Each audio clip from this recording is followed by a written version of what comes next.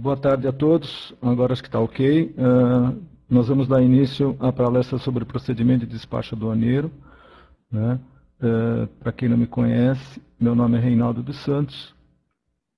Eu sou despachante aduaneiro, eu tenho mais de 30 anos de experiência na área de comércio exterior, né? Atualmente sou consultor aduaneiro da V Santos Assessoria Aduaneira aqui em São Paulo, instrutor de despacho aduaneiro na Abracomex, né? E, portanto, acredito que estou em condições de prestar melhor informações a vocês, né? Nós vamos dar início, então, inicialmente... Está rolando muito rápido aqui. Antes da gente iniciar, tem algumas informações importantes para todos, que é com relação à metodologia, tá? Aqui nós vamos dar aproximadamente 15 minutos de explanação e depois nós vamos abrir 5 minutos para questões, 10 minutos para que vocês possam argumentar as vossas questões e mais 10 minutos para as questões finais. E na medida do possível a gente vai dando as informações via fone, enfim, não necessariamente no texto.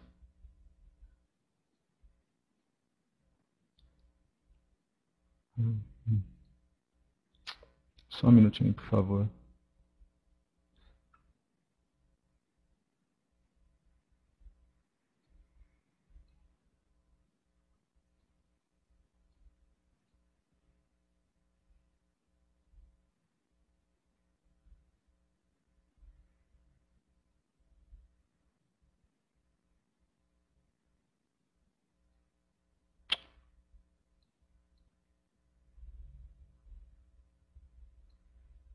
Tivemos um pequeno problema aqui de...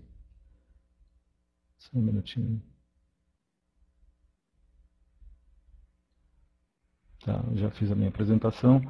Bom, na realidade, o que a gente tem com relação à exportação, o que promove as empresas a exportar, né, quais são os estímulos que dão à empresa a internacionalização, né, que a gente diria com relação aos proativos, seria com relação ao lucro que a empresa pode obter com as exportações, sempre em relação aos excedentes de exportação que ele tem, em torno de 15% a 20% do produto excedente, numa linha de produção normal, exportação de um único produto, vantagem de tecnologia na condição de que você exportando, você de alguma forma está melhorando tecnologicamente o seu produto, porque vai ter que atender as exigências do mercado internacional, que são muitas vezes diferentes do que o consumo interno no Brasil.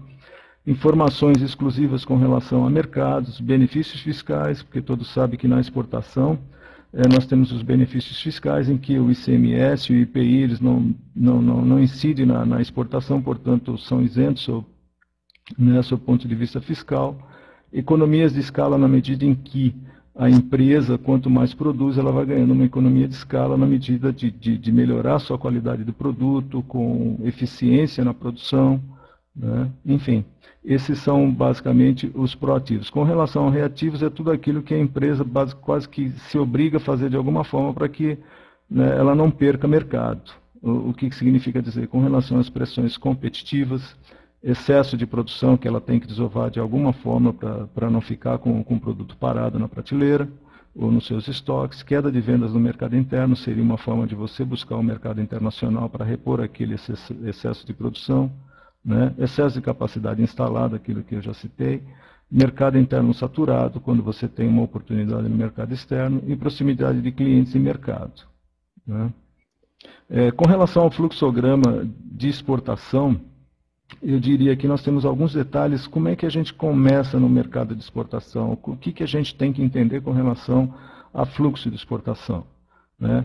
Por que a empresa pretende exportar? Qual é o objetivo dela? Qual é o planejamento que ela deve adotar para que ela possa exportar, né? Isso é importantíssimo, a forma do planejamento, porque ela tem que identificar o que eu vou exportar, para quem eu vou exportar, como eu vou exportar, né? O que exportar e para onde exportar, isso é importante, né? Pontos de contatos, potenciais importadores, que a gente só consegue através de informações, né? E seguindo aqui, que para nós é conveniente, é como exportar. Só um minutinho, só, por favor.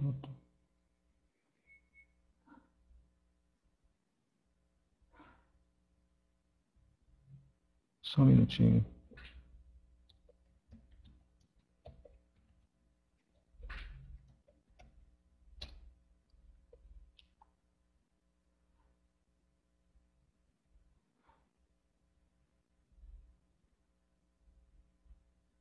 É que eu não estou conseguindo abrir a tela toda aqui para demonstrar.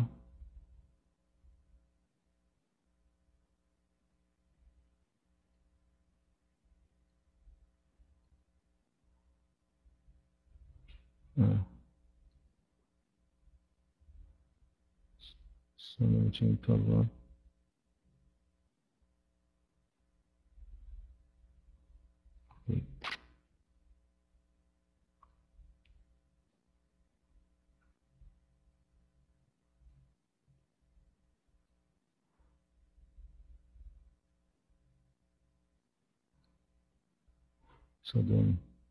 Só um minutinho, gente, por favor. Bom, enfim, como exportar, né, quais são as definições e condições de venda, que é fator importantíssimo atualmente. O que a gente define como fator importantíssimo de exportação? Ou seja, é o NCM, qual é a nomenclatura que a gente vai utilizar para o determinado produto. Vinculado a NCM, nós temos os incoterms, que tipo de incoterms nós vamos utilizar numa determinada exportação, o que é conveniente do ponto de vista entre o comprador e o vendedor, o que eu tenho o poder de negociação maior em relação ao meu cliente, né? De que forma eu vou estabelecer um incoterm para aquele tipo de venda? Eu vou entregar a carga no porto, no aeroporto, eu tenho uma condição de negociação de frete melhor do que a do meu cliente, eu vou negociar esse frete para ele, fazendo com que o frete, a gente consiga uma redução no custo dessa mercadoria.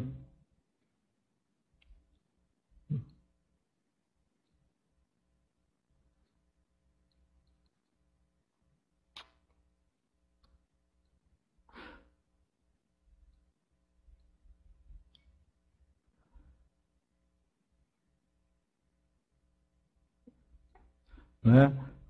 Enfim, eu tenho... Só um minuto.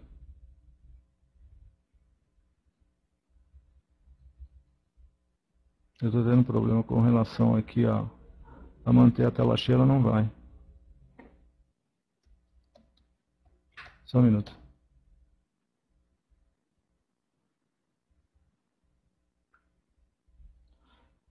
Né? Então, a definição da forma de pagamento, se eu vou efetuar esse pagamento à vista, a prazo, a 30, 60 e 90, de que forma nós vamos efetuar esse pagamento? Né? Registro de exportação, como é que é feito todo o procedimento de registro de exportação, se eu posso fazer uma RE, uma DE, como é que eu tenho que fazer isso junto ao DSEX, à CSEX, enfim, que são órgãos que são administradores do comércio exterior, como é que eu vou fazer a parte de câmbio com relação ao pagamento que nós vamos efetuar, que o cliente vai nos efetuar, eu preciso pagar via que banco, nós vamos fazer uma carta de crédito, não vamos, de que forma nós vamos administrar esse tipo de situação. Preparação do embarque com relação à mercadoria, qual é o tipo de embalagem exigente para esse tipo de transporte, nós vamos fazer transporte marítimos, aéreos, rodoviários, né? Como é que é a logística que é utilizada lá fora, como é que essa carga ela vai ser, depois que ela for desembarcada num porto, aeroporto, ou mesmo num porto seco, de que forma ela vai ser transportada até o cliente, enfim, toda uma preparação com relação à mercadoria. A averbação do processo é quando o processo é embarcado, nós temos a averbação no Siscomex do embarque, né? A remessa dos documentos da exportação, dependendo do tipo de negociação, né? E a finalização do processo. Deixa eu só...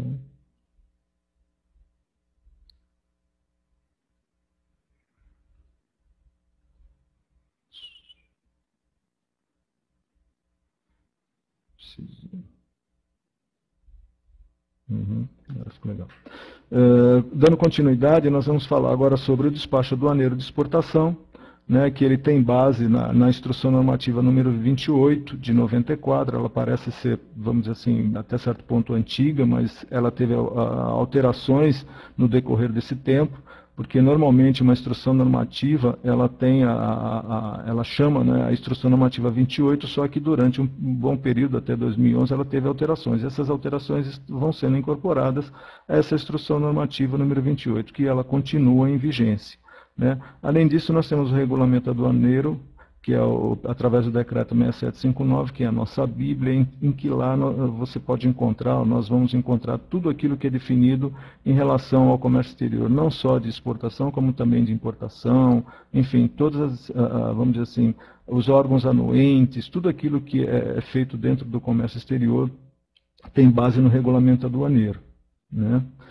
O procedimento de despacho aduaneiro na exportação, ele é o procedimento que visa a apuração da regularidade da exportação, que objetiva o desembaraço aduaneiro e a saída da mercadoria do país. Esse tipo de procedimento ele é aplicado a toda a mercadoria destinada ao exterior, inclusive a reexportação. Só dando um parênteses, o que é a reexportação? É a devolução de uma mercadoria que ela foi importada por algum motivo, né? Ou seja, normalmente em admissão temporária. Então, nós temos uma importação que entra para algum tipo de evento, feiras, esportes, corridas de Fórmula 1, e depois ela tem que ser devolvida ao país de origem. Então, isso a gente chama de reexportação. A exceção à mala diplomática ou consular, em que a entidade, enfim, o consulado, embaixadas, eles têm todo um procedimento diferenciado do convencional, ou seja, eles têm livre acesso à mala diplomática. Ela tem um processo administrativo bem simples, só que ela não tem conferência de fiscalização, ela é liberada automaticamente, né? O despacho aduaneiro de exportação, ele tem o controle administrativo com base na portaria SESEX número 23, é uma portaria bem recente, de julho, se não me falha a memória, 14 de julho agora de 2011, né? E ela estabelece alguns controles, sendo que um deles é o registro de operação de crédito, que a gente chama de RC, né? Ele é utilizado para exportações com prazo superior a 360 dias, ou seja, isso significa que é para ser utilizado em exportações que são financiadas ou por algum órgão, algum banco do governo, ou mesmo banco particulares, ou mesmo até pelo próprio exportador, em que ele vai financiar o seu cliente no exterior. Então, é obrigado, nesse caso, a que a gente registre essa operação de crédito no próprio Siscomex, né? O registro de venda são para produtos negociados em bolsas internacionais, no caso a gente chama de commodities, e que atualmente ele é utilizado para, vamos dizer assim, para pouquíssimos produtos, né? Ele já teve uma utilização bem maior no caso da soja, que se utilizava com bastante frequência, então tudo aquilo que era vendido em bolsa era necessário o registro de venda, né, do produto negociado. E o interessante é que esse registro de venda, aquilo que era informado no registro, tinha que bater no momento da exportação, ou seja, o valor que eu registrei para a exportação teria que ser exatamente idêntico àquilo que eu iria no momento da confecção do RE, né? As modalidades de despacho aduaneiro de exportação. Normalmente, todas as modalidades de despacho elas são feitas via Siscomex. Então, nós iniciamos com o registro de exportação, né? O que é o RE? É o conjunto de informações de natureza comercial, financeira, cambial, fiscal, enfim, todas as informações relativas à comercialização daquele tipo de produto. Qual é o valor, qual é o Incoterm, quem comprou, quem está vendendo, né? Qual é o meio de transporte que vai ser utilizado, né? Qual é a condição de venda que nós vamos utilizar nesse RE. Ele tem uma validade por 60 dias, como ele é feito no sistema, ou seja, ele é registrado no sistema, no Siscomex, a validade dele, em 60 dias, ela caduca. Se não for prorrogada, ela aceita a prorrogação desde que anterior ao vencimento, né? Nós temos também a declaração para despacho de exportação, que a gente chama de DDE, alguns chamam, principalmente na área de Santos, chama de SD, que é solicitação de despacho, ou mesmo declaração de despacho, né? Que é o documento base para o despacho de exportação. Então, o que a gente pode entender aqui? Que eu tenho o RE como um documento que recebe as informações do registro e o despacho que atende à necessidade da Receita Federal enquanto despacho aduaneiro, né? A validade desse DDE é de 15 dias, ele pode ser emitido anterior ao embarque, o que é normal, né? ele é uma condição normal. Então, para que eu possa efetuar o embarque ou desembaraço de uma mercadoria, eu tenho que fazer o desembaraço anterior ao embarque. E ele também pode ser emitido, né, ou registrado posterior ao embarque, dependendo do tipo de carga que nós vamos utilizar, né? E como o exemplo já diz, eu posso utilizar ele para bloco de esganito, minérios, grãos, automóveis, produtos congelados, né? Eu posso utilizar esse tipo de procedimento. Por quê? Porque normalmente quando a gente embarca, por exemplo, veículos, eu não sei exatamente a quantidade de veículos que nós vamos embarcar, apesar da fábrica ela ter, olha, eu vou embarcar um lote de 300 veículos, só que em algum momento, numa operação de embarque, pode quebrar um para-brisa, amassar um carro, e nessas condições o carro não embarca. Então, para evitar maiores problemas no desembaraço, a gente solicita uma autorização de embarque, e no momento da conclusão do embarque, aí você retoma a Receita Federal, informa o que foi embarcado, e aí sim o fiscal desembaraça aquele tipo de mercadoria. Portanto, ela é utilizada para alguns tipos de embarques, não para todos. O comum é o DDE anterior ao embarque. A declaração simplificada de exportação, a gente utiliza para alguns embarques, no valor até de $50 mil, né, e para aquele que me oferece vamos dizer assim, uma certa continuidade, né? Então, como a gente está aqui já na próxima tela, ele fala os tipos de despacho. Então, eu tenho despacho com DSE, que ela poderá ser utilizada no despacho aduaneiro de bens, exportado pessoa física ou jurídica, com cobertura cambial, pode ser 100 também, até o limite de $50 mil. Ele atende também às exportações temporárias. O que são exportações temporárias? São aquele tipo de processo em que essa mercadoria vai para o exterior com um retorno previsto, no prazo máximo de 1 ano, prorrogado por mais um, dependendo do tipo de serviço ou reparo que essa mercadoria vai fazer lá fora. Então é possível que a gente faça, né, utilize essa exportação temporária, que é um processo aduaneiro que é liberado pela própria Receita Federal, né? A reexportação, a bagagem desacompanhada. A bagagem desacompanhada é um processo em que o passageiro não leva suas bagagens, né? Então, por exemplo, uma mudança internacional. Então, uma pessoa vai ser transferida para o exterior, obviamente ele vai levar aquela bagagem de mão, aquela que é conveniente para os primeiros dias, e depois segue a bagagem desacompanhada, que são todos os pertences da casa, enfim, eletrodomésticos, tudo aquilo que ele vai precisar para residir lá fora, né? Nós temos o despacho com DSC formulário, né, que é manuscrito, que ele pode ser utilizado para amostras sem valor comercial, para missões diplomáticas, enfim, somente nessas situações, né? Virando aqui, nós temos local e realização do despacho. E tem duas coisas que chamam a atenção da gente. É a zona primária, eu não sei se todos têm essa informação. O que é zona primária, né? Toda a zona primária está atrelada a portos alfandegados, né, e regiões contíguas ao porto, aeroportos alfandegados e pontos de fronteira. Então, todas essas três informações elas são consideradas como zona primária, ou seja, é zona de entrada de algum veículo de origem internacional que venha trazer ou carregar produtos do Brasil, tanto na importação quanto na exportação.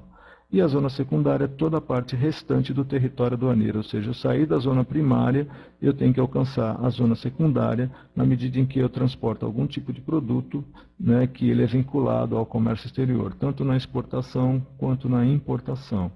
E o que a gente pode identificar como zona secundária? São os portos secos que a gente tem hoje espalhados pelo Brasil, né, principalmente em São Paulo nós devemos ter algo aí em torno de uns 10 portos secos, né, como Colômbia, Integral, Dryport, enfim, entre outros.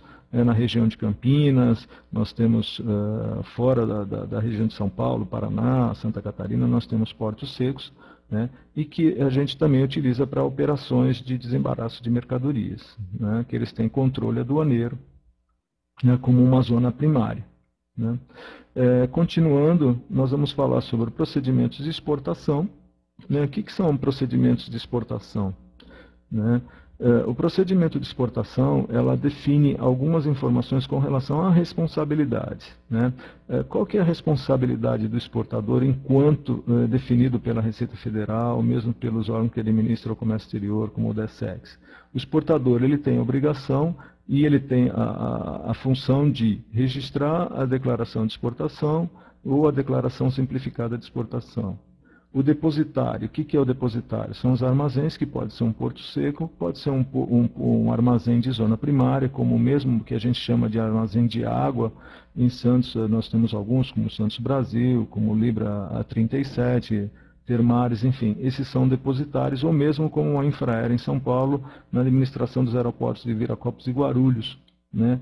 Eles dão uma informação de carga, né? Então, toda a carga que chega em qualquer armazém, mesmo de zona primária ou zona secundária, ele é obrigado a ter a informação da presença de carga. Caso contrário, nós não temos como registrar um documento sem essa presença de carga, né?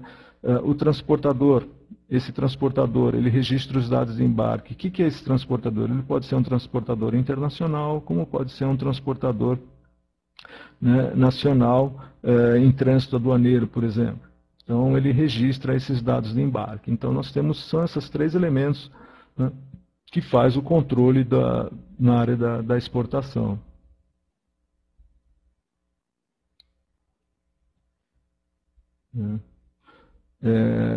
Nós vamos dar 5 minutinhos, caso vocês tenham algumas questões, né,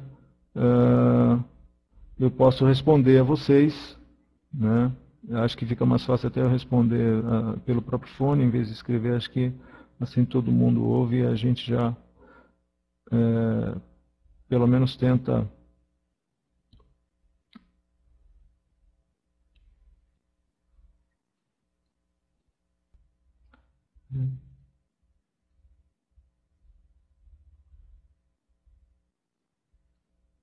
Ok, já estou enxergando. Como eu faço para financiar uma exportação?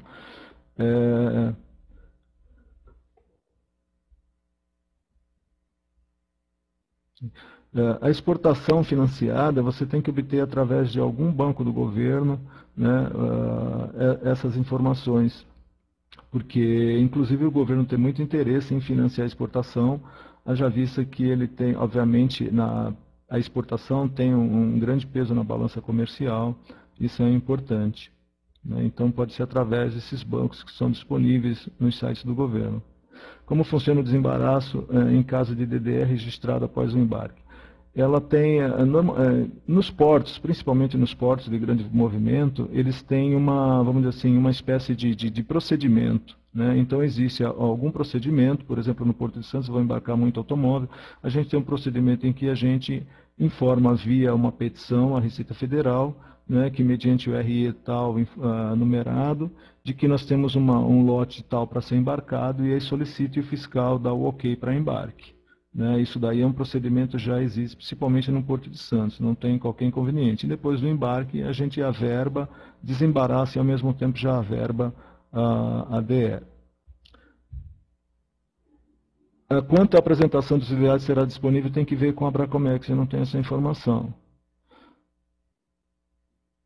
Não, a Lília me perguntou se pode ser feito o DDE após o embarque para qualquer mercadoria. Não, Lília, não pode. Então, a gente tem que obedecer o que está determinado na Instrução Normativa número 28, de 92. Né? Lá ela define quais os segmentos de mercadoria que a gente pode utilizar da DDE posterior ao embarque. O João Júnior está me perguntando se existe alguma anuência anterior ao embarque nos casos de exportações. Sim, existe. No momento em que nós registramos o RE, o Registro de Exportação, existe alguns órgãos anuentes, por exemplo, a Polícia Federal para produtos químicos, a gente tem que ter o ok da Polícia Federal, né, para efetivar o RE. No momento que o RE é registrado e a gente submete para efetivação, ele vai para o DSEX, eles fazem uma análise rapidamente e nesse segundo momento ele é efetivado. A gente chama de efetivação a partir do momento que o RE está ok, né, que ele foi registrado adequadamente. E nesses casos de órgãos de controle, né, efetivamente ele é verificado por um órgão de controle. Enquanto o órgão não efetivar, essa mercadoria não pode ser feita ao DDE. Deixa eu só ver uma outra pergunta aqui. Existe alguma anuência anterior ao embarque das exportações que eu falei?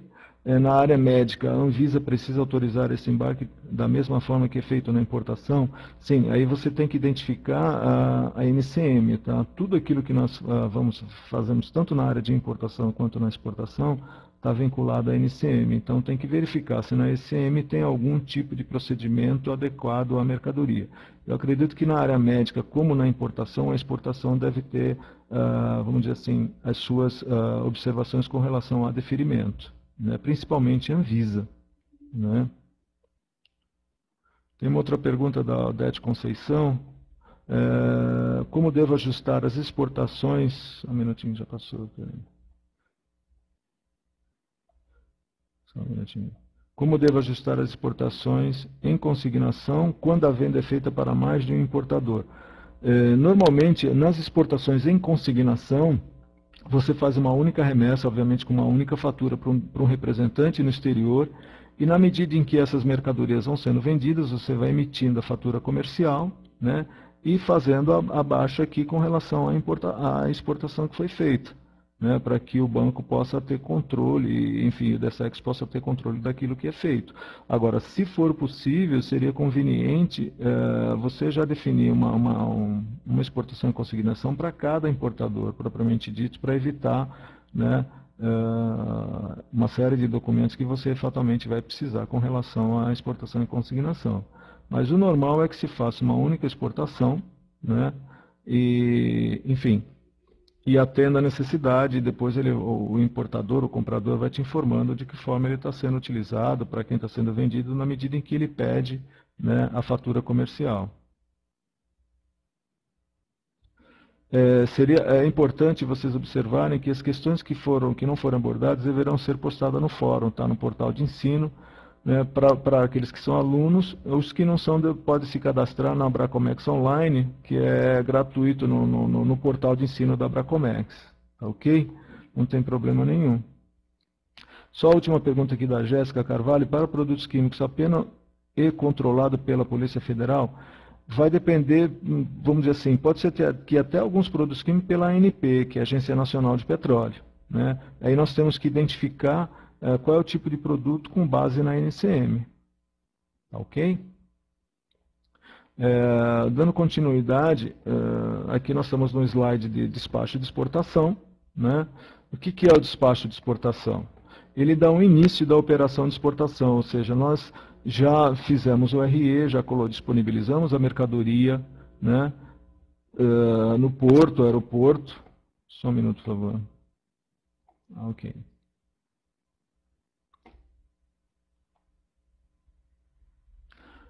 Nós já disponibilizamos, já fechamos o lote dessa mercadoria, agora nós vamos dar início ao desembaraço propriamente dito, né, que aqui, após a proforma ter o aceite do importador, antes dessa parte, seria conveniente lembrar vocês que toda exportação, ou mesmo a importação, é importantíssimo que o comprador da sua mercadoria, no caso exportador, no caso da exportação, a pessoa que está lá fora, dê o aceite, né? Nós utilizamos a fatura pro forma, ou pode ser através de um e-mail, pode ser através de alguma comunicação, em que deu o de acordo para o exportador, né? Então isso é importantíssimo.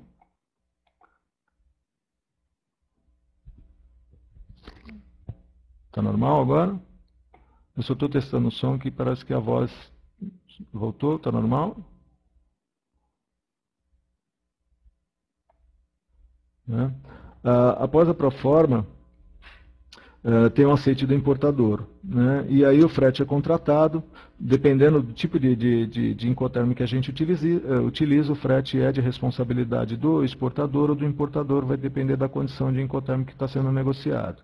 Solicitar o booking para a agência de carga, o que é isso? Significa que a gente vai reservar uma praça, né, daquilo que nós vamos exportar. E lá são estabelecidas algumas condições com relação à entrega da mercadoria, valor de frete, enfim, taxas que vão ser pagas, né?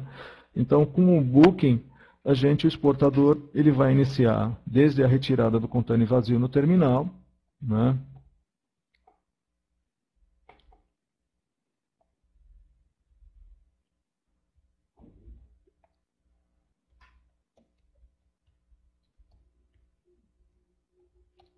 Só um minutinho, por favor. Parece que a tela não está O modo de tela não está... Tá ok?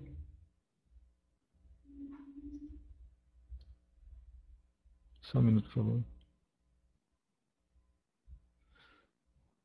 Né? E, enfim, o Booking ele dá origem ao quê? Onde nós temos algumas informações, né, por parte da empresa transportadora e nos casos marítimos a gente pode retirar o container vazio, né, para que possa enviar para a planta para fazer a ovação desse container. Né? Dando continuidade, é importante que logo após a ovação do container, o exportador emita a nota fiscal de exportação. Tem empresas que emitem a nota fiscal container por container, outras emitem simples remessa para colocar tudo no porto e depois fazer uma nota fiscal de exportação. Né? Ela tem base legal na TIP, que é a tabela do Imposto de Produtos Industrializados, e tem alguns dados que deve conter, principalmente CFP, nome do importador, moedas, enfim, tudo aquilo que é conveniente dentro de uma nota fiscal. Tá? E não esquecendo que depois da emissão da nota fiscal, vocês têm que gerar o RIEX, né, que é o registro da exportação junto à Secretaria da Fazenda, para aquelas empresas que trabalham em São Paulo, né, tem por obrigação ao registro do RIEX, que nada mais é do que uma espécie de um visto eletrônico pela exportação. Dando continuidade aqui no despacho de exportação, nós vamos organizar a nossa pauta aqui, ou seja, o exportador emitiu a proforma, o importador deu ok, solicitamos o booking agência, né, contratamos a transportadora, né, para transporte do contêiner vazio, ovação, ou mesmo no caso de exportação via aérea, contrata uma transportadora para poder que você possa ter condições de colocar a carga no aeroporto ou num porto seco, né. Embalagem na mercadoria, muito cuidado com relação à embalagem de madeira, que é necessária a fumigação. Hoje, mais do que nunca, o Brasil não aceita tão pouco, como outros países lá fora não aceitam, mercadorias que não forem tratadas e que tenham os respectivos certificados de tratamento fitossanitário, né? O contêiner é recepcionado no porto e os documentos entregues para o despachante. Basicamente funciona dessa forma, né? Então a carga foi entregue, automaticamente já informa o despachante dos documentos, né, como instrução de embarque, nota fiscal de entrega, booking, né, e instruções de embarque. Isso é importante para que o despachante possa conduzir ao processo de desembaraço. Né? Então, com base na fatura ou na instrução de embarque, eu dou preferência à instrução de embarque, porque normalmente a fatura, eu gosto de emitir a fatura sempre por último, depois que a carga já foi embarcada, e ter certeza exata daquilo que foi embarcado. Né? O PEC-NIS sim, porque é necessário ter o PEC-NIS, principalmente quando se embarca a carga em container, ter a lista do packing de tudo aquilo que está dentro do container. Nota fiscal, todos emitidos pelo exportador, e o despachante vai dar início ao processo de desembaraço. Né? Com RE emitido e efetivado, aquilo que eu comentei a vocês, tem que ter efetivado quando tem algum órgão de controle. Né? Estando tudo ok, a gente registra a declaração para despacho de exportação. Né? A declaração para despacho de exportação, ela dá início ao processo do desembaraço aduaneiro. Né? Uma DDE pode conter um ou mais REs, isso é importantíssimo. Eu não posso ter diversas DDEs para um único RE. Eu tenho que sempre ter diversos REs, um ou mais REs para um único despacho. Então a gente tem que sempre considerar um despacho é um conhecimento de embarque, tanto aéreo, marítimo ou rodoviário. Sempre será um DDE para um conhecimento e um ou mais REs para um DDE. Tá? Esse é a determinante. Ok? Mesmo porque o sistema não aceita, né, mais de uma DE para os REs. Né? O draft do BL nada mais é do que ele vai ser informado, o despachante vai preencher junto a algum site que é informado pela empresa transportadora, no caso do marítimo, que ele deve informar todos os detalhes para efeito de emissão de BL. Isso é importantíssimo, né? E vocês têm como obter através de quê? Através de uma instrução de embarque, do packing list, de nota fiscal, enfim. O draft do BL ele é preenchido de acordo com as necessidades, muitas vezes até de uma carta de crédito, quando tem algumas cláusulas que devem ser mencionadas no BL. Isso é importantíssimo. E o draft do BL ele tem momentos para ser entregue. Tá? Acredito que nós vamos ver mais para frente. Né? Esse documento deverá ser confeccionado e enviado junto com o extrato da DE dentro do prazo estipulado no booking, né? Então, todo booking tem um prazo para a entrega de draft de BL e tem um prazo para desembaraço de mercadoria, tá? O que a gente chama de deadline de draft e deadline de carga, né? Então, isso é muito comum no linguajar de quem trabalha com transporte marítimo, né? A presença de carga ela tem confirmação obrigatória pelo depositário, aquilo que eu expliquei lá na frente com relação ao recinto alfandegado, né? Pelo administrador do REDEX permanente. O que é o REDEX? São empresas, pode ser transportadora, despachante aduaneiro, que tem algum recinto permanente em que lá é feito o desembaraço das cargas de exportação. Não necessariamente pode ser feito num recinto alfandegado, porque o REDEX não é um recinto alfandegado, ele tem autorização para funcionar como temporariamente para efeito de desembaraço de carga, né, e não como recinto alfandegado em que ele recepcione cargas direcionadas como importação e exportação, ou mesmo pelo exportador nos demais casos. O que significa isso? Quando eu tenho uma carga especial, um transformador, 300, 400 toneladas, que eu não tenho como colocar ele numa área alfandegada ou mesmo no REDEX, eu solicito à Receita Federal permissão para desembaraçar essa carga dentro da fábrica, dentro do local do recinto do exportador, e aí a carga já segue direto para embarque, tá? A presença de carga significa que a carga está dentro do recinto alfandegado, né? Então toda a carga que dá presença ela tem que estar lá, porque o fiscal, se der um canal vermelho, ele vai verificar, ele quer saber se realmente está lá.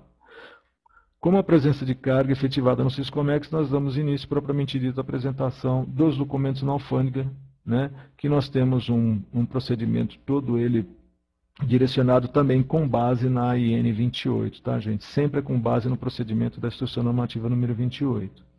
Né?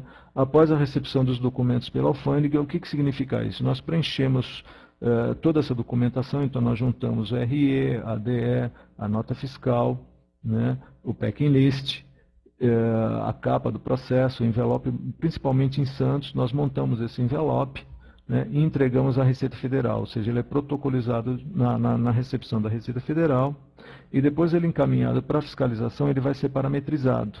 Ele é uma situação diferente da importação. A parametrização da exportação acontece depois da entrega do documento junto ao alfândega. E aí sim, o fiscal que for selecionado, ele vai parametrizar esses envelopes. Ou seja, aqui nós temos o canal verde, que é desembaraço automático, nós temos o laranja que faz o exame documental de tudo aquilo que foi apresentado, ou o canal vermelho em que é feita a verificação documental e a verificação física da mercadoria. Tá? A conferência é feita, a aduaneira ela é feita para os canais laranja e vermelho, né? E as DDS serão distribuídas para o auditor fiscal. O que significa distribuídas para o auditor fiscal? Normalmente eles são selecionados e entregues ao supervisor. E o supervisor, na medida que ele tem 4, 5, 6 auditores, ele vai distribuindo para esses auditores, né? Numa sequência, muitas vezes lógica, às vezes não, né? Dependendo da disponibilidade do auditor fiscal, para que ele possa dar andamento no desembaraço. Então ele vai verificar a documentação e em seguida vai fazer a conferência física. E que tem a seguinte finalidade: identificar o exportador, verificar se a mercadoria, natureza, classificação fiscal, quantificação, quantidade de mercadoria, se preço, se tudo está batendo de acordo com os documentos apresentados, né?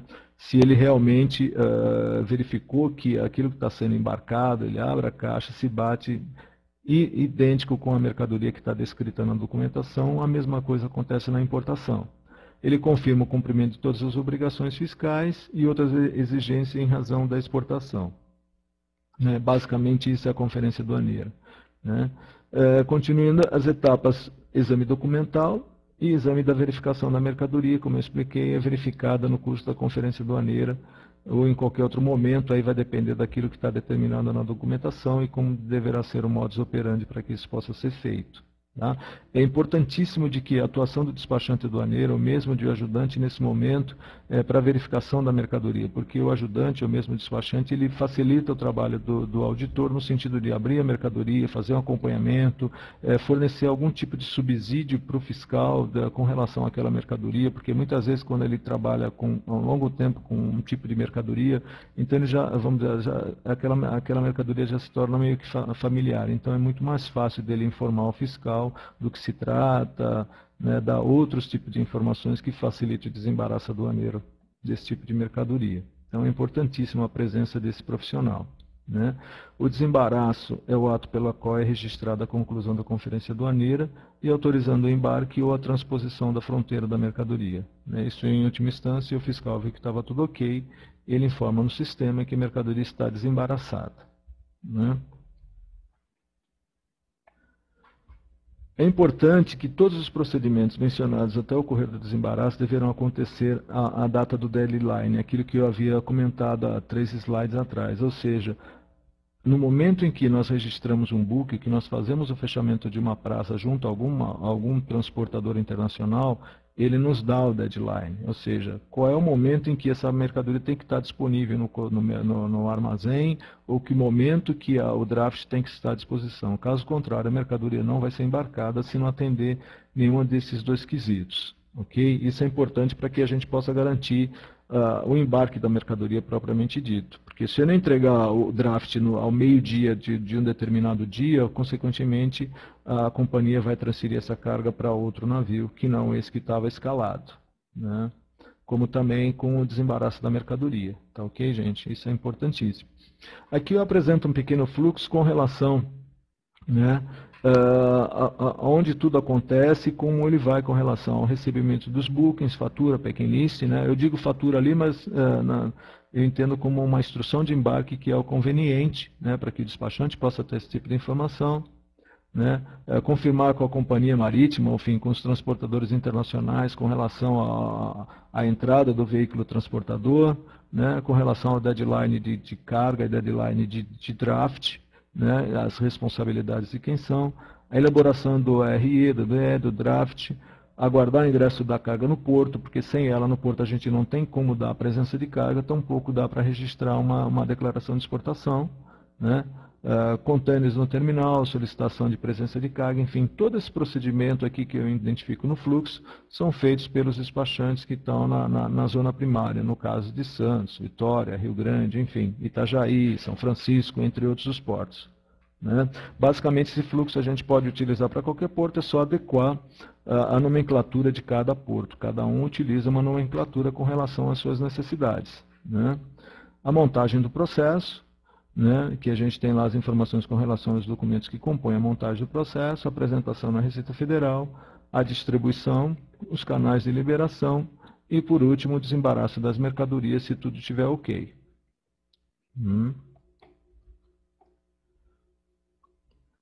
Averbação da mercadoria. A gente sabe que, ao final dos embarques, as mercadorias são averbadas, né?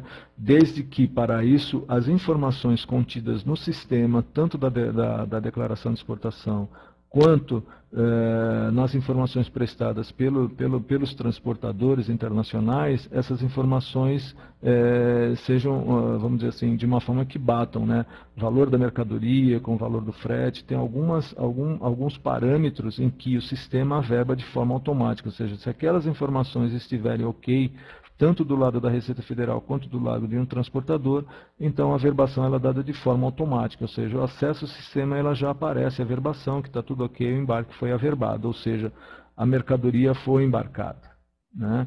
Porque o transportador internacional ele só dá a informação de embarque a partir do momento que ele recebe a carga a bordo, né? Que está tudo ok, então ele dá a informação de embarque no próprio sistema. E aí o sistema faz um link com o Syscomex e ele transforma essa averbação em automática.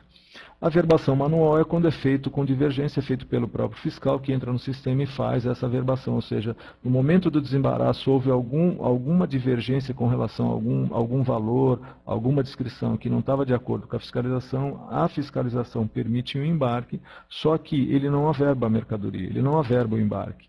E o despachante enxerga isso. No momento em que a averbação não é feita, passa 7, 8 dias, não é feita essa averbação, obviamente o despachante ele tem que se dirigir à Receita Federal e identificar o que houve com essa mercadoria e por que ela não foi averbada. Tem algum problema? E aí sim o fiscal vai observar as divergências que por um acaso houve. Muitas vezes o despachante até já sabe que houve uma divergência, ele procura junto ao exportador ajustar essa divergência, alteração de nota fiscal, de algum tipo de documento, corrige a divergência, o fiscal entra no sistema e faz a averbação de forma manual. Tá? Em alguns embarques isso é até comum, né? Não tem nenhum prejuízo para o exportador esse tipo de procedimento. né? Ao final é concluída a operação de exportação com a averbação no sistema e será fornecido ao exportador quando solicitado, porque nem todos os exportadores querem o comprovante de exportação, o que a gente chama de CE, né, que é o documento que comprova a exportação que é emitido pelo próprio sistema do Siscomex na unidade de despacho da mercadoria, né? Algumas empresas, tipo comercial exportador, normalmente eles precisam porque eles têm que informar a Secretaria do Estado, ou mesmo o exportador, né, com relação ao comprovante de exportação. Principalmente ou trading companies, eles têm que informar, né? Nós vamos entrar agora no slide de preparação dos documentos de exportação, que são os documentos pós-embarques. O que a gente identifica como um documento pós-embarques? O que eu havia comentado com vocês no início é de que um dos documentos que eu entendo que tem que ser pós-embarque é a Commercial Invoice ou a fatura comercial propriamente dita. Por quê? Porque ela resume todas as informações com relação à venda, com relação à mercadoria, o que eu estou exportando, enfim. E ela é importantíssimo que se emita ao final, porque eu vou ter exatamente aquilo que foi embarcado, né, e vou emitir a documentação de acordo. Porque muitas vezes a gente faz um lote, acontece alguma coisa no desembaraço, a carga é embarcada parcial, ou não é embarcada naquele navio, passa para um outro, ou mesmo no aéreo, pode acontecer. Então, a gente emitindo a fatura no final, a gente tem a certeza de que foi tudo embarcado de acordo e que você emita a fatura conforme as instruções, né? E os documentos confeccionados pelo despachante pode até ser, hoje é muito comum, que os escritórios de despachos, as comissárias de despacho, eles façam in-house ou mesmo no nosso escritório a confecção de todos os documentos de embarque, né? Que pode ser documento confeccionados, a Commercial Invoice, o PEC-NIS, certificado de origem, laudos, enfim, tudo aquilo que é necessário para a composição da documentação de exportação, né? Certificação de fumigação, né, por empresas que é autorizada pelo MAPA, né? Obviamente, se houver uma carta de crédito, né, que aí está mencionando como letter credit, of credit, né, em inglês, ou carta de crédito em português, em que a gente observa toda a documentação que é necessária para a negociação daquele tipo de embarque. Ou seja, além dos documentos convencionais, nós temos que apresentar outros documentos, muitas vezes até visto de consulado, visto de Câmara de Comércio, de embaixadas, tudo tem que ser de acordo com o que determina a carta de crédito. Os documentos devem ser enviados para o importador ou para o banco em vias originais. Aí vai depender daquilo que está negociado. Se para o importador uma cobrança à vista, ou seja, é um importador, um cliente tradicional, então já se envia a documentação os originais direto para ele, recebendo, desembaraçou, pagou, ou para um banco, quando é cobrança via bancária, através de um saque, ou mesmo através de uma carta de crédito, aí sim a gente tem que enviar os originais para o banco e ele vai ter a responsabilidade pela negociação dessa documentação.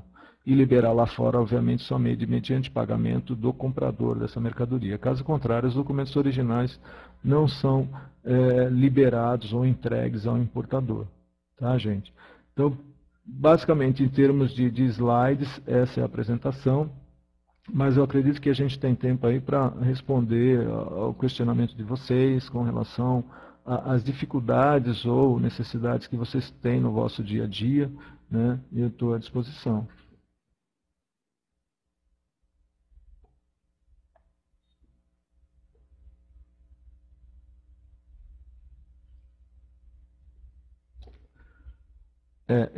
Vale destacar também, apesar de eu particularmente estar em São Paulo, trabalho em São Paulo, eu tenho bastante experiência em outros estados com relação a embarques. Se vocês tiverem algum comentário com relação a locais específicos, seria conveniente, né, a gente tratar. Apesar que no caso de embarques aéreo e marítimo, né, ele não tem muita diferença do ponto de vista da documentação. Muitas vezes tem alguma alteração com relação a procedimentos de alfândega, né? Enfim, mas no caso contrário, a exportação, os documentos são de praxe, né? Amanhã, por volta das 12 horas também, nós teremos uma palestra com relação ao passo a passo do preenchimento do registro de exportação e do preenchimento da declaração de exportação, né, onde eu espero contar com a vossa presença, né, e, enfim, e a gente assim ter essas palestras que atendam às necessidades de vocês, né? E para mim é sempre uma satisfação tá podendo ajudá-los, né? Nesse nosso dia a dia e aproveitando a experiência que tenho, enfim, eu acho que é muito bacana. Estou à disposição, se vocês pretenderem fazer algum tipo de pergunta, algum questionamento.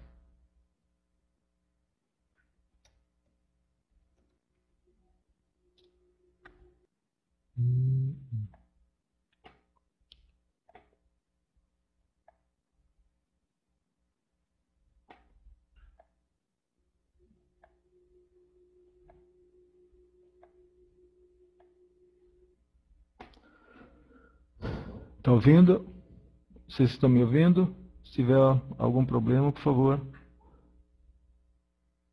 Tá ok.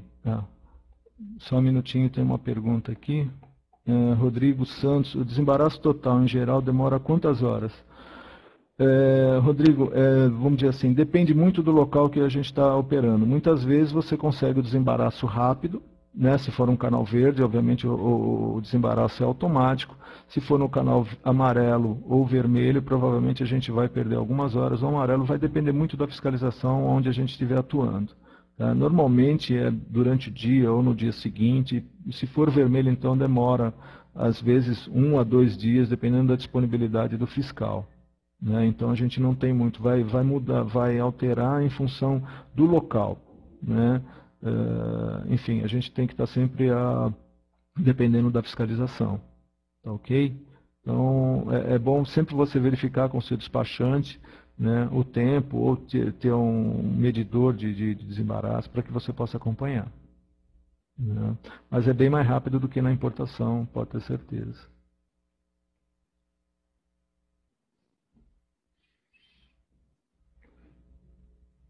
Tem mais alguma pergunta, gente, com relação a desembaraço, embarque, documentação, por exemplo, processos de logísticas em que envolvem importação e exportação, né, aquilo que vocês tiverem dúvidas, né, não tem problema nenhum, eu acho que a gente pode tentar ajudá-los, né, mesmo com relação a radar ou qualquer outro tipo de necessidade dentro do escopo da exportação, ou mesmo como empresa exportadora ou importadora.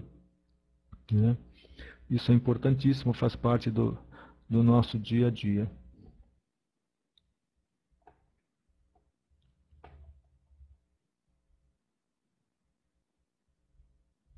Referente à nota fiscal, quais as alfândegas aceitam carta de correção? Todas elas aceitam a carta de correção, só que você tem que observar quais são as alterações que estão sendo feitas, né? Porque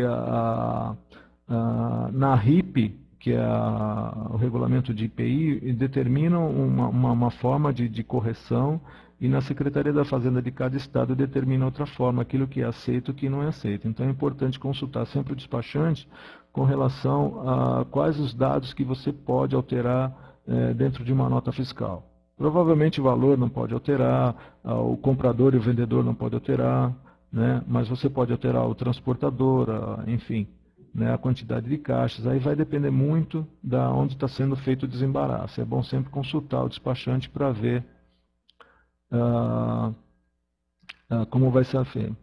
Deixa eu ver, tem uma outra pergunta aqui, só um minutinho, do Maurício Costa. Após o curso de despachante aduaneiro, é fácil entrar na área?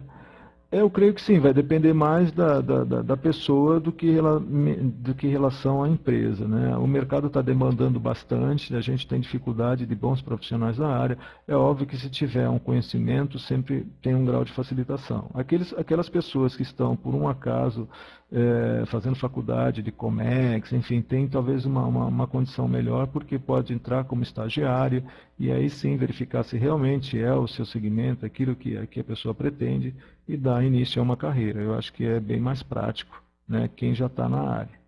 Né? Tem uma outra pergunta da Lilian. Para me ajudar, uma dúvida que seguiu, aprofundamento mais da exportação. O exportador irá arcar? Peraí. exportação, mas no que caso o exportador irá arcar com o transporte seguro na nota fiscal de saída para constar somente? Eu não entendi toda a pergunta, mas enfim, dependendo do tipo de Incoterm, a responsabilidade do exportador, por exemplo, se eu embarco uma mercadoria FOB, a minha responsabilidade vai até o local de embarque, porto, aeroporto, sendo que o frete seguro fica por conta de quem comprar a mercadoria. Basicamente isso. Se eu vender uma mercadoria CIF, que é custo, seguro e frete, e aí sim eu vou ter que arcar com todos esses custos, né, e constar na nota fiscal os custos que eu estou arcando. Só que você tem que definir na nota fiscal com relação aos campos de informação de frete também e seguro, tá? Porque no caso da nota fiscal só vai o valor da mercadoria, os tributos são todos isentos, tem que ir no corpo da mercadoria a descrição de isenção dos tributos e tem campos adequados para informar frete seguro, no caso, quando faz parte da negociação. Né? Então é importante verificar, sai uma normativa com relação ao caso de frete que tem que ser mencionado nas vendas, custo e frete. A Sheila me perguntou, quando a presença de carga no local do exportador, se por um acaso cair em canal vermelho, o fiscal da Receita vai até o local? Sim. Né? Ele vai até o local porque a Receita vai estabelecer aquele local como um ponto de verificação de mercadoria, né? Ele vai delimitar temporariamente aquele ponto e o custo é do exportador. Tá? No máximo o que acontece é você pegar o fiscal na Receita, levá-lo até a sua fábrica, ele vai fazer a verificação e depois leva de volta o fiscal até a alfândega. Tá? Esse é o custo que se tem. Não existe pagamento pro fisco fazer esse tipo de serviço. O serviço é gratuito. O que tem que ser é disponibilizar veículos para que ele possa se locomover até lá. Né? Depois que é concluída uma exportação, posso alterar um RE? Muito cuidado com relação a isso, principalmente quem opera com exportação drawback. Tá? Uma vez averbado, embarcado com comprovante de exportação, não tem mais como alterar para incluir um drawback. Agora, em outras partes pode alterar, dependendo do tipo de alteração, não tem problema nenhum. Tem que entrar com uma petição, porque tem que alterar o RI, depois tem que alterar a DDE. Vamos dizer assim, é um processo demorado, mas não vejo muita dificuldade. O importante é que se evite, né, a gente concluir o embarque com algum tipo de pendência, né, que foge ao controle da Receita Federal, da fiscalização. Né? Aline, acho que é a continuidade, o valor da mercadoria, deixa eu ver, a diferença do custo. Tá, no caso da nota fiscal, o importante é o valor da mercadoria, isso com certeza, e mais o frete que está pedindo sair uma instrução normativa agora com relação a isso, tem alguma orientação nesse sentido. Né? A Cristina me perguntou, depois de concluída uma exportação, posso alterar a que eu já respondi, a Lilian com relação ao valor da mercadoria na nota fiscal. A da Sheila eu não entendi, não saiu. O Arno de Porto Alegre. Que cuidados deve ter o exportador na ovação de carga em contêiner, já que a mesma pode sofrer parametrização vermelha pago na ovação? Isso é vamos dizer assim, é um risco que todo exportador corre, porque a gente só sabe que vai haver um canal amarelo-vermelho quando a DDE for parametrizada. Portanto, você tem que tomar todos os cuidados, não tem como fazer diferente. Né, fazer a apiação de contêiner, ou seja, amarrar a carga dentro do contêiner, porque a carga dentro do contêiner ela é simplesmente colocada.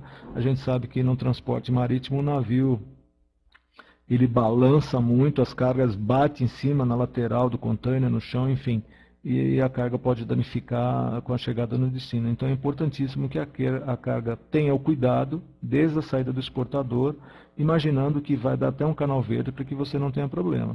Tá? Porque se tiver que abrir o container, descontainerizar ou desovar, vai ter que ser feito porque a fiscalização é que demanda esse tipo de obrigação. Né? O João Júnior, a exportação de equipamentos usados tem algum regime especial? Ela não tem regime especial.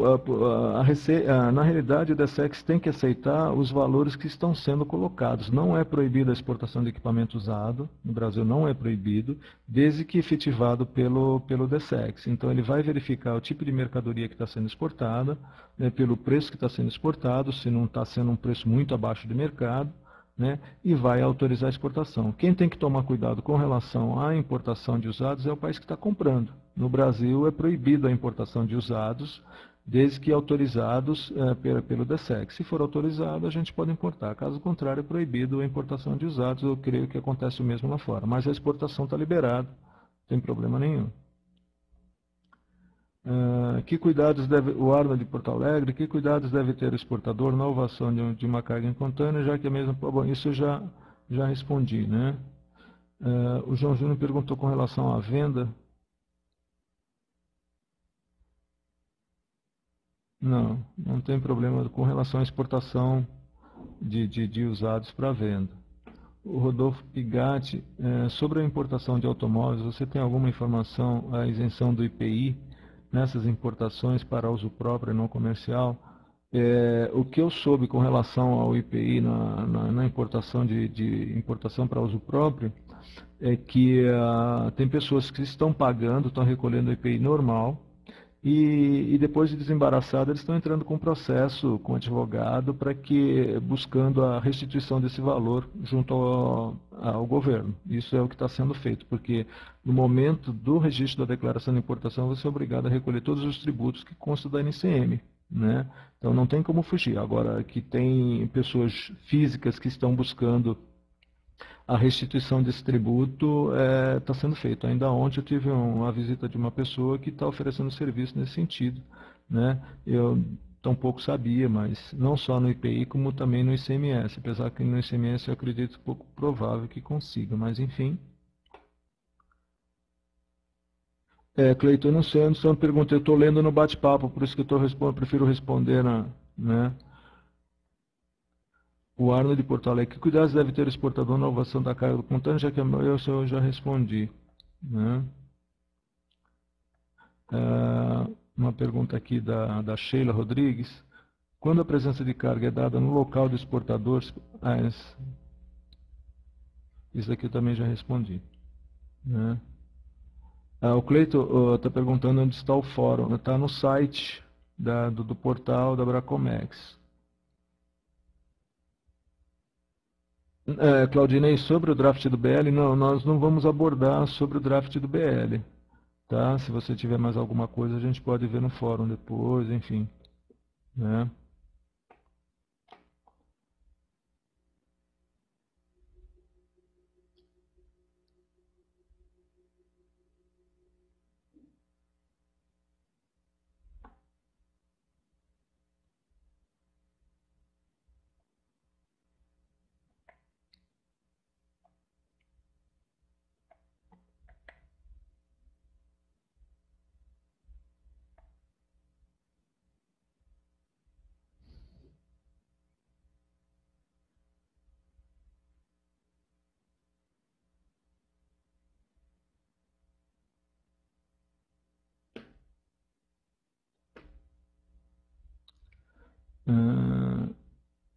O Arno de Porto Alegre. Automóveis antigos podem ser importados, sim, desde que para colecionador, com mais de 30 anos de vida, né? Só para colecionadores registrado.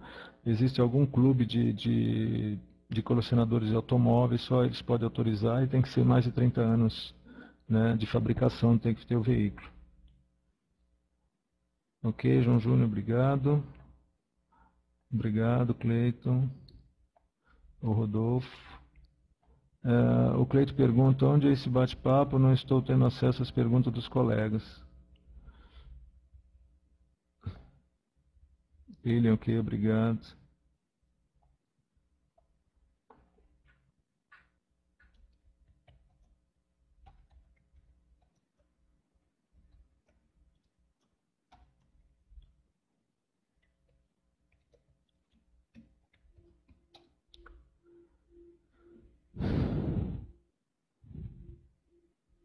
Só um minutinho.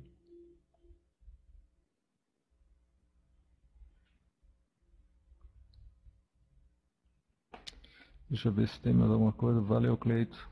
Estamos aqui. Amanhã a gente dá continuidade.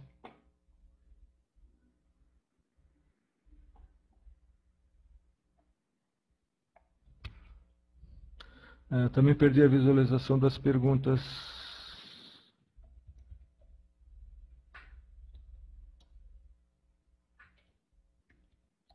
Só um minutinho.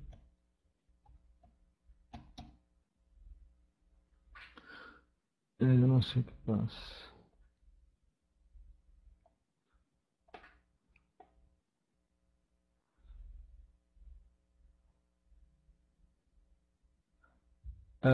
Eu agradeço.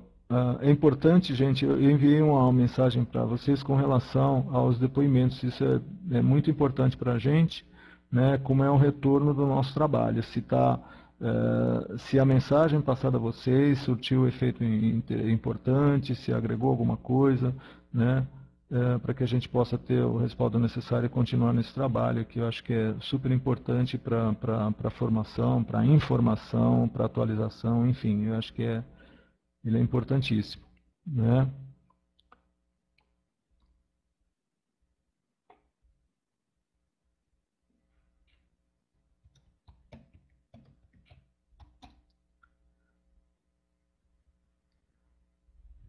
Deixa eu ver, tem mais uma pergunta aqui.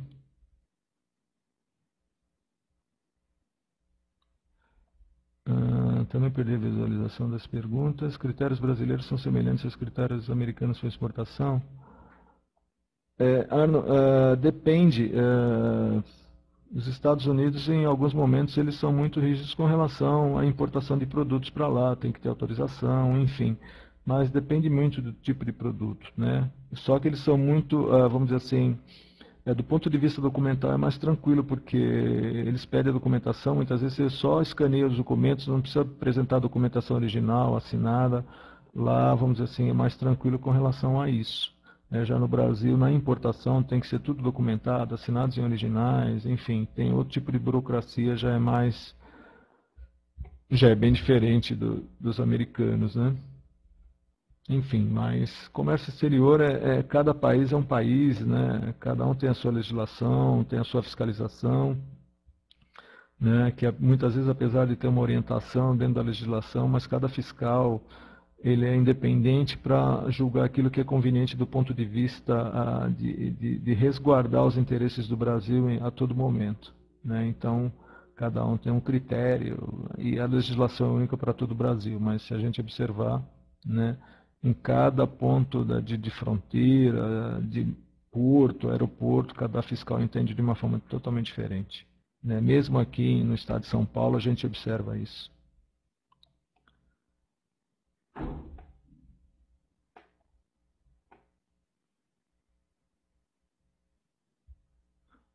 Ok. Valeu, Arno. Precisando, estamos à disposição. Gente, é importante que vocês enviem e-mails para consultoria@abracomex.org, né, com relação ao depoimento, o que vocês acharam da ferramenta, alguma sugestão, enfim, aquilo que vocês acharem conveniente para melhorar o nosso trabalho nesse sentido, seria muito importante. Tá? E me desculpe às vezes pela falha do sistema, porque pela primeira vez eu estou fazendo esse tipo de trabalho. Para mim é um negócio, eu dou aula já na Abracomex há algum tempo, enfim, mas para mim foi bastante interessante ter participado com vocês desse tipo de apresentação, de palestra, né? E gostei e agradeço a vocês pelas perguntas, enfim, muito legal.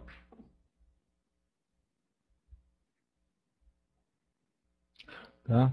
Diante disso, são 13 horas e 11 minutos. Eu agradeço a todos, muito obrigado, um bom final de quarta-feira. Espero que a seleção ganhe essa noite, né? E que amanhã a gente retome, a partir das 12 horas, a palestra sobre o registro de RI e DDA. Muito obrigado e até amanhã. Uma boa tarde.